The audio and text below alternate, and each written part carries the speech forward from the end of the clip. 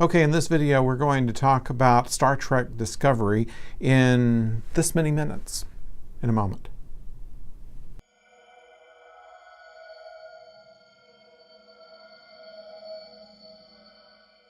Hello out there, I'm the oldest nerd, and we're going to summarize Star Trek Discovery.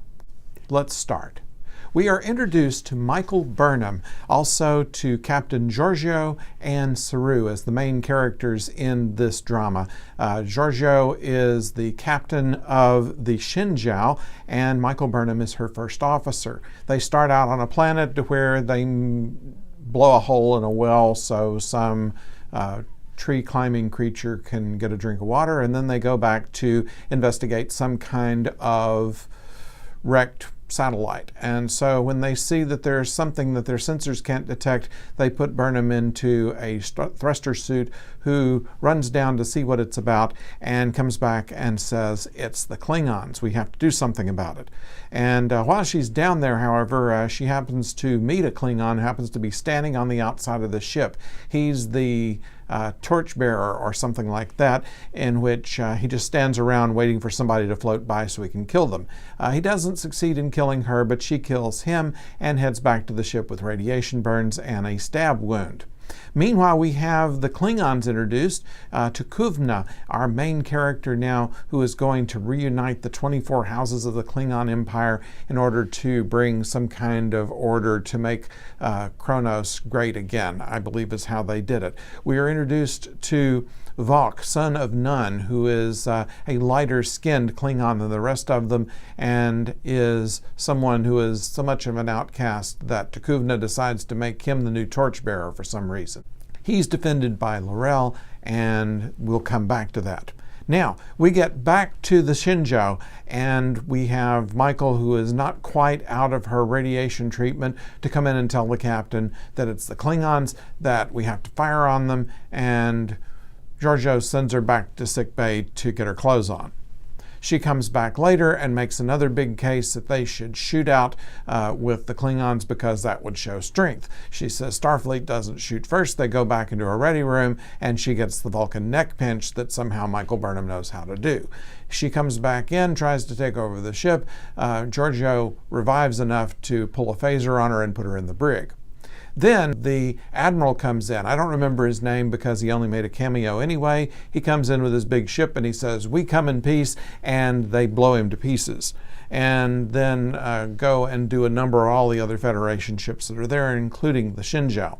So, with a damaged ship and no way to be able to even launch a torpedo, they decide to beam a torpedo onto a coffin so it will blow up the ship. And then Burnham and Georgiou, she's escaped the brig somehow. They beam aboard the ship. They get into a big fight with T'Kuvna, and T'Kuvna kills Georgiou, and Michael Burnham kills T'Kuvna. Now, that leaves only Vok and L'Rell there in order to hold up the 24 houses of Klingon, but we'll worry about that later. Now, Michael Burnham returns to Starfleet, in which they put her in prison.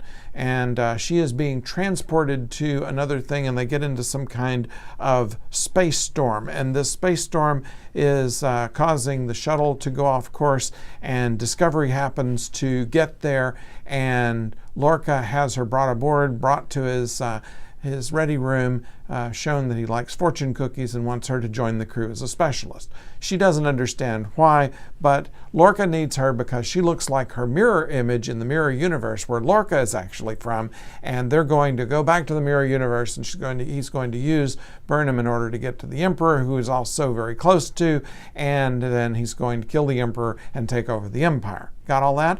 Well, so nobody knows this yet. Lorca goes back to consult with the fleet or some such like that, and somehow gets caught by the Klingons on the right ship, which he's in a cell with Ash Tyler, who in reality is a sleeper agent, Vok. And Vok is dipped back into his memory, so he doesn't know who he is. He thinks he's a Starfleet officer. He comes back, and Lorca makes him the chief of security just because, you know, they spent prison time together. So we meet the cadet, Tilly, And Tilly is the one who thinks that Ash Tyler should get to know Burnham, and Burnham should get to know Ash Tyler, and they fall in love. She's in love now with a Klingon sleeper agent and doesn't know it. Then they get the spore drive working because they go on to the sister ship, the Gagarin, and trying to see how everybody got shut up and killed. Managed to get into the spore drive chamber there and not know what's going on. Meanwhile, Lorca has beamed aboard the tardigrade that was actually making the spore drive work. We don't know yet how Lorca knew how the spore drive was supposed to work, since they didn't have a working version of that in the Mirror Universe. But we'll ignore that because we didn't know about the Mirror Universe at the time they made this episode.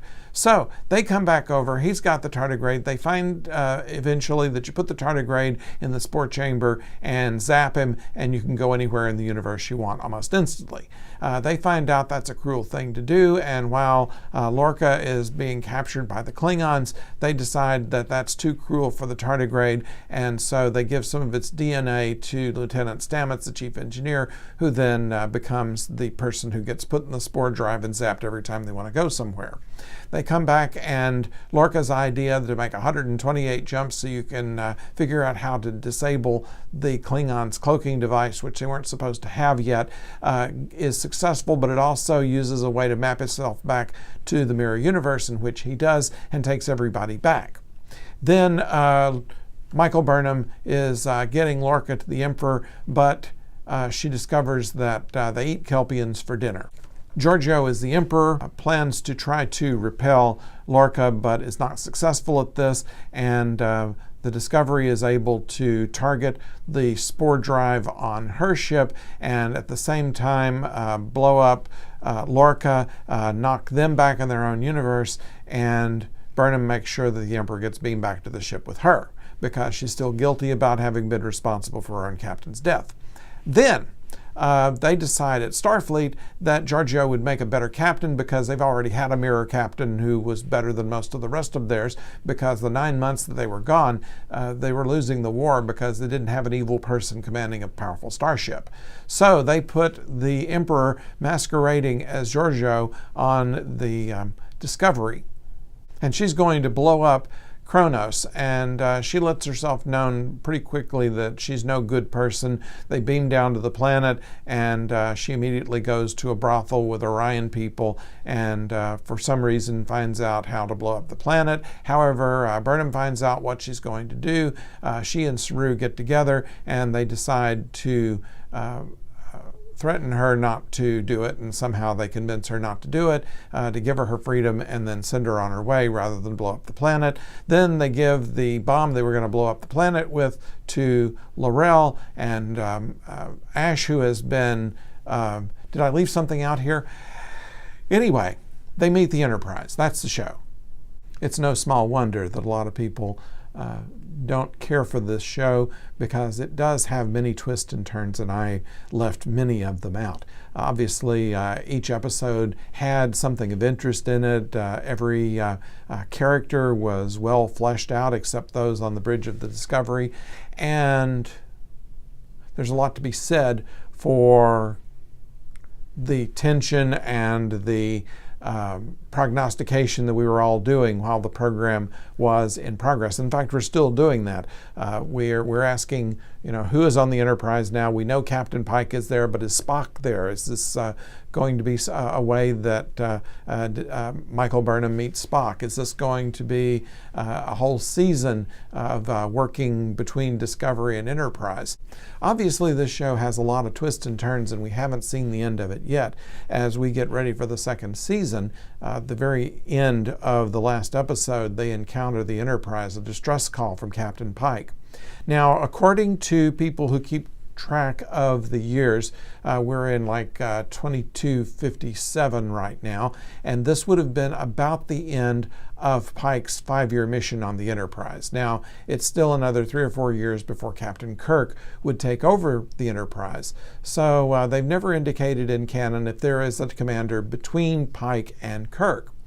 But it is very possible that they could take Captain Pike and make him the new commander of the Discovery. It's possible that Starfleet, in all of its secrecy, wasn't intending to send them to Vulcan after all, but to have a secret changeover of command with Captain Pike commanding Discovery. That would be an interesting thing to see.